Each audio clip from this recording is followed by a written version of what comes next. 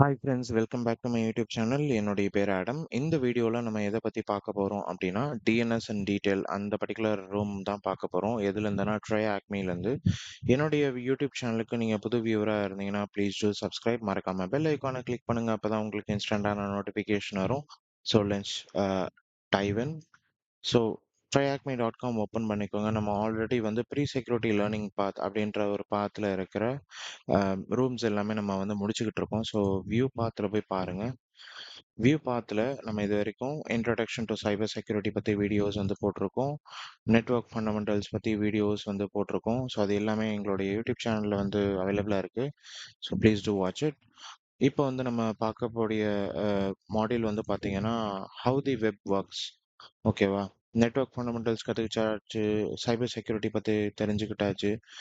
அடுத்தது web web எப்படி work ஆகுது, வெப்சைட் எப்படி ஒர்க் ஆகுது, அதை பற்றி தான் நம்ம பார்க்க போகிறோம். ஸோ இதில் டிஎன்எஸ் அண்ட் டீட்டெயில் கிளிக் பண்ணிக்கோங்க.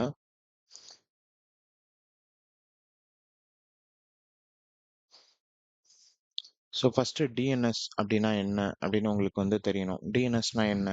Domain name system. நம்ம வந்து என்ன சொல்கிறது, நிறைய இன்டர்வியூஸ்லேயும் சரி, நீங்கள் ஸ்கூல் காலேஜஸ்லேயும் சரி, டிஎன்எஸ் பற்றி படிக்காமல் நீங்கள் வெளியில் வந்து முடிச்சிருக்கவே மாட்டீங்க உங்களுடைய படிப்பை.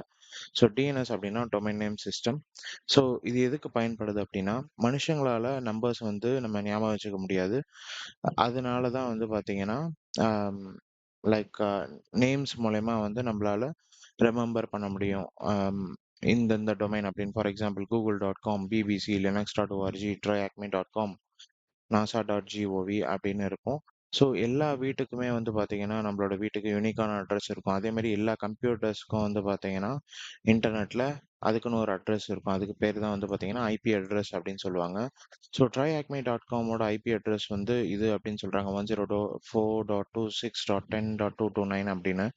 பட் இப்போ இந்த tryacme.comக்கு நம்ம விசிட் பண்ணணும் அப்படின்னா, நீங்கள் ஐபி அட்ரஸ் உங்களுக்கு தெரிஞ்சால் மட்டும்தான் வந்து விசிட் பண்ண முடியும். எப்போ அப்படின்னா, சில காலங்களுக்கு முன்னாடி. இப்போ வந்து அப்படி கிடையாது. டிஎன்எஸ் இருக்கிறதுனால ஈஸியாக நம்மளால இந்த பேர் மூலியமா நம்மளால வந்து ஞாபகம் வச்சுக்க முடியும். ஸோ எல்லா ஐபி அட்ரஸுக்குமே வந்து பார்த்தீங்கன்னா, இந்த மாதிரி 4 செட்ஸ் ஆஃப் டிஜிட் வரும். எல்லாமே எந்தெந்த ரேஞ்சில் இருக்கும் அப்படின்னு பார்த்தீங்கன்னா, 0 to 255 அப்படின்ற ரேஞ்சில் தான் வந்து இருக்கும். ஓகேங்களா? ஸோ நீங்கள் ஜென்ரலி வந்து tryacme.comக்கு ஒரு பிங் ரெக்வெஸ்ட் கொடுத்தீங்கன்னாவே தெரியும், அதோடைய ஐபி என்னன்னு நீங்கள் வந்து தெரிஞ்சுக்கலாம். ஸோ இதுதான் வந்து சிம்பிளாக டிஎன்எஸ். ஸோ டிஎன்எஸ் வந்து என்னது? Domain name system. ஸோ கம்ப்யூட்டர்ஸ்னால ஜீரோஸ் அண்ட் ஒன்ஸ் மட்டும்தான் ரிமெம்பர் பண்ணிக்க முடியும். ஸோ இந்த நேம்ஸ் வந்து நமக்காக மட்டும்தான். இப்போ நீங்கள் ப்ரௌசரில் வந்து tryacme.com அப்படின்னு வந்து நீங்கள் டைப் பண்ணுறீங்க அப்படின்னா, ஸோ டொமைன் நேம் வந்து ஐபி அட்ரஸாக வந்து கன்வெர்ட் ஆகும். அதுக்கப்புறமா வந்து குறிப்பிட்ட சர்வரை போய் அக்சஸ் பண்ணி நமக்கான ரிசோர்ஸ் வந்து எடுத்து தரும். ஸோ இதுதான் வந்து ஜென்ரலாக நடக்கிறது. ஸோ அதை பற்றின டீட்டெயில் ஸ்டெப்ஸ் தான் வந்து அப்கமிங் மாடியூலில் ரூமில் பார்க்க போகிறோம். ஸோ இந்த குவிஸில் வந்து என்ன கேட்டிருக்காங்க, டிஎன்எஸ்னா என்னன்னு கேட்டிருக்காங்க. நம்ம டொமைன் நேம் சிஸ்டம்னு ஆன்சர் பண்ணுறோம். ஸோ டொமைனுக்கு வந்து ஒரு ஹைரார்கி இருக்கு. ஸோ டொமைன்னா என்ன? இப்போ ஒரு ஆர்கனைசேஷன் ஒரு ஹைரார்கி இருக்குல்ல, அந்த மாதிரி டொமைன்னா வந்து ஒரு ஹைரார்கி இருக்கு. ஸோ ஃபர்ஸ்ட் ஹைரார்கி டாப்ல வந்து பார்த்தீங்கன்னா ரூட் டொமைன் அப்படின்னு வந்து சொல்லுவாங்க. இதுதான் வந்து root domain. Top level domain அடுத்த லெவல் வந்து பார்த்தீங்கன்னா டாப் லெவல் டொமைன். மூணாவது வந்து பார்த்தீங்கன்னா செகண்ட் லெவல் டொமைன் அப்படின்னு சொல்லுவாங்க. இதுக்கப்புறம் வரக்கூடியது தான் வந்து சப் டொமைன் அப்படின்னு வந்து சொல்லுவாங்க. ஓகேவா? So first TLD, top level domain அப்படின்னா என்னன்னு சொல்லுவோம், பார்க்கலாம்.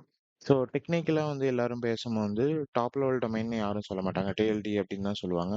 ஸோ இதில் டிஎல்டியில் வந்து பார்த்தீங்கன்னா தெரியும், .edu.com, .gov, .ml அப்படின்னு இருக்கும். ஸோ டிஎல்டிலே வந்து ரெண்டு வகை இருக்கும். ஒன்று வந்து பார்த்தீங்கன்னா ஜெனரிக் டாப் லெவல் டொமைன், இன்னொன்று country code top level domain அப்படின்னு வந்து சொல்லுவாங்க. ஸோ ஜெனரிக் அப்படின்னா என்னதுன்னா, இப்போ .comங்கிறது வந்து கமர்ஷியல் பர்பஸுக்கு யூஸ் பண்ணக்கூடிய டொமைன்.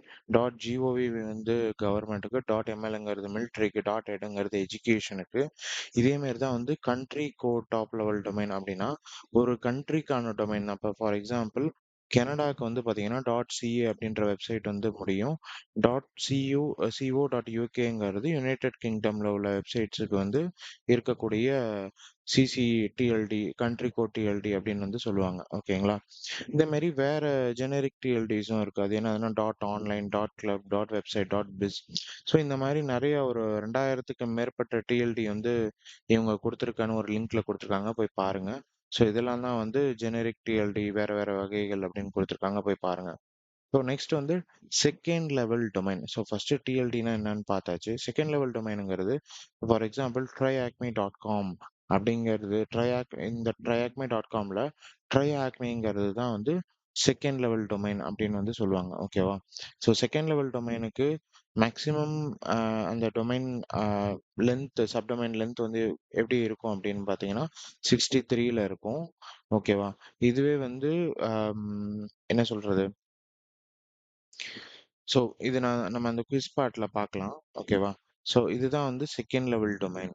அதுக்குன்னு சில என்ன சொல்றது, லென்த் லிமிட்டேஷன் வந்து இதுதான். 63 கேரக்டர்ஸ் இருக்கணும். A to Z alpha numeric தான் வந்து யூஸ் பண்ணணும். ஹைஃபன்ஸ் யூஸ் பண்ணலாம், பட் ஹைஃபன்ஸ் வந்து எண்டில் இருக்கக்கூடாது அப்படின்ற ஒரு ஸ்டார்ட் அண்ட் எண்ட்ல வந்து இருக்கக்கூடாது அப்படின்ற ஒரு லிமிட்டேஷன் வந்து கொடுத்துருக்காங்க. ஓகேவா? அடுத்தது வந்து சப்டொமைன். ஸோ சப்டொமைன் வந்து எங்கேருந்து வரும் அப்படின்னா செகண்ட் ஆர்டர் டொமைன்லேருந்து தான் வரும். செகண்ட் லெவல் டொமைன்லேருந்து தான் வரும். இப்போ ட்ரைஆக்மி.comோட சப்டொமைன் வந்து என்ன வேணாலும் இருக்கலாம். For example shopify.tryacme.com, admin.tryacme.com, jupyter.tryacme.com அப்படின்னு வந்து இருக்கலாம். ஸோ செகண்ட் லெவல் டொமைனுக்கு நம்ம லிமிட்டேஷன் வந்து பார்த்தோம். அதே மாதிரி பார்த்தீங்கன்னா ஆஹ் இந்த பர்டிகுலர் சப்டொமைனுக்குமே வந்து சில லிமிடேஷன்ஸ் இருக்கு. ஸோ இதோட லென்த் வந்து 256 கேரக்டர்ஸ்குள்ளார தான் இருக்கணும்.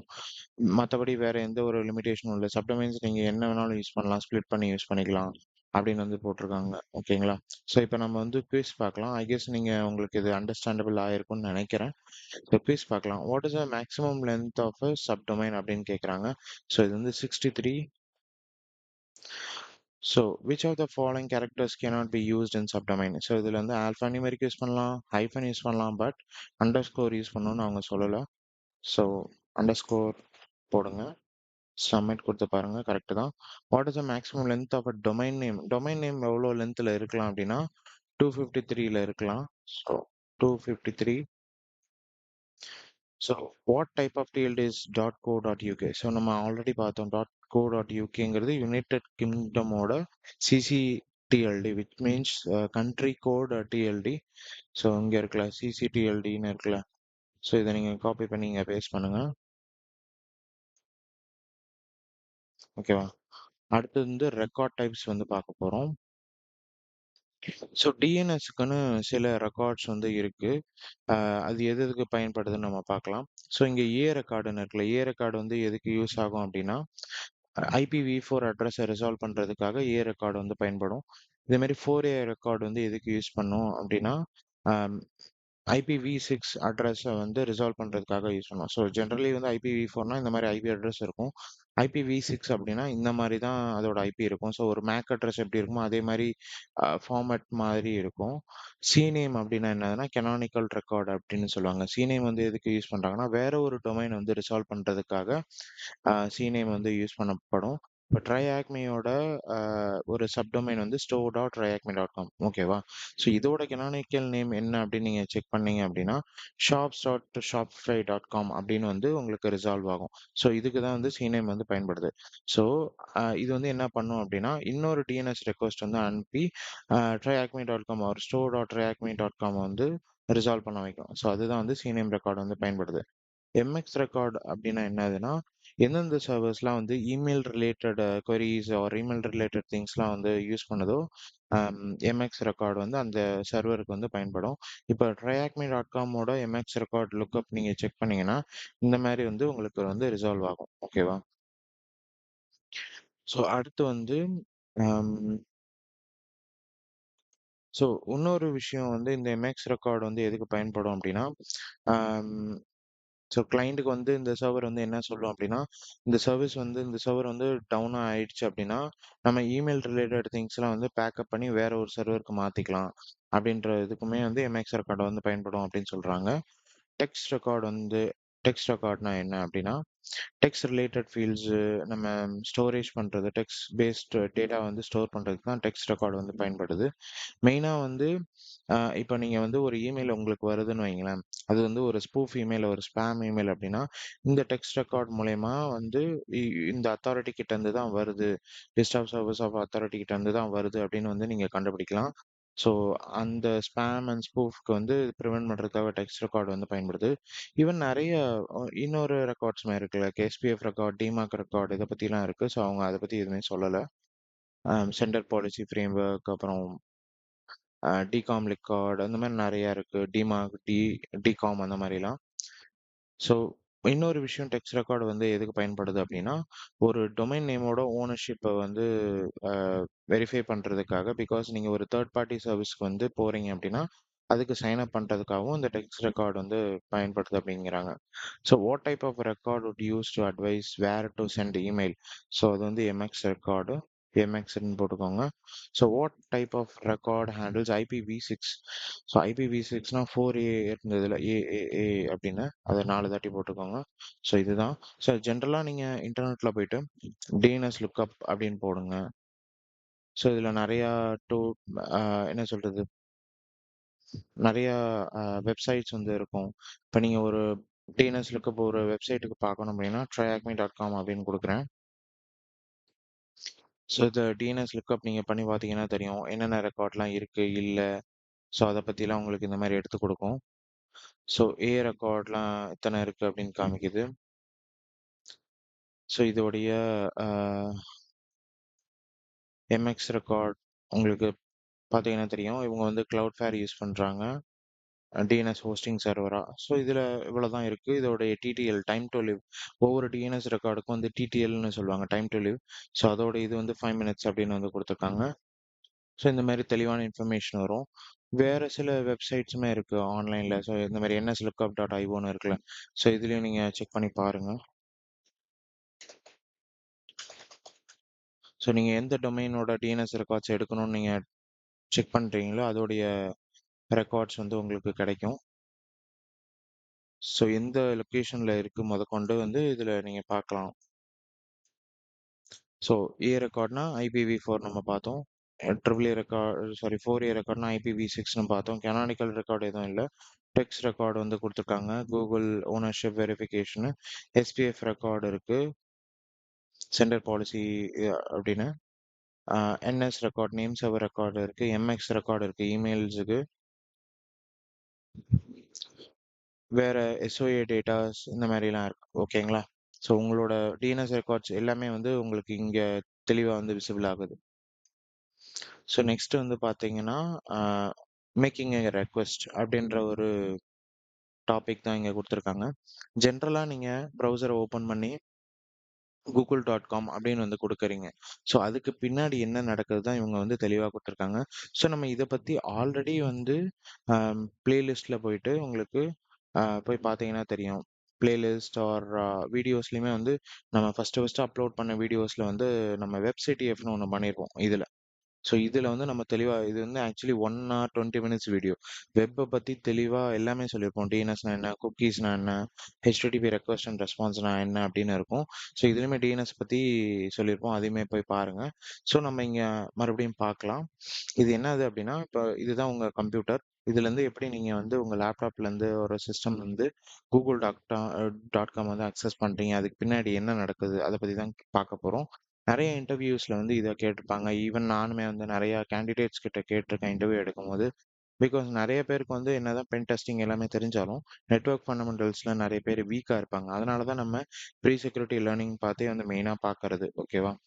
ஸோ இதில் ஜஸ்ட் நீங்கள் google.com அப்படின்னு உங்களுடைய ப்ரௌசரில் போயிட்டு விசிட் பண்ணுறீங்க அப்படின்னா, ஃபஸ்ட்டு வந்து என்ன பண்ணுவோன்னா, அந்த ரெக்வஸ்ட் வந்து உங்களுடைய இன்டர்னல் லேப்டாப்பில் வந்து லோக்கல் கேஷியில் வந்து போய் பார்க்கும். நீங்கள் ஆல்ரெடி அந்த டொமைன் வந்து விசிட் பண்ணியிருக்கீங்களா இல்லையா அப்படின்னு. ஸோ அப்படி விசிட் பண்ணலை, அந்த லோக்கல் கேஷியில் இல்லை அப்படின்னா, இது வந்து என்ன ரெக்வஸ்ட் கொடுக்கும்னா, அடுத்து வந்து ரெக்கர்சிவ் டிஎன்எஸ் சர்வருக்கு வந்து ரெக்வஸ்ட் கொடுக்கும். ஸோ ரெக்கர்சிவ் டிஎன்எஸ் சர்வர் வந்து என்ன பண்ணும்னா, மறுபடியும் அதுவுமே வந்து லோக்கல் கேஷியில் நீங்கள் ஆல்ரெடி ஏதாவது அந்த டொமைனை விசிட் பண்ணியிருக்கீங்களான்னு பார்க்கும். அப்படி இல்லைன்னா அது டைரெக்டாக எங்கே ரெக்வஸ்ட் கொடுக்கும்னா, டைரெக்டாக ரூட் டிஎன்எஸ் சர்வருக்கு வந்து ரெக்வஸ்ட் கொடுக்கும்.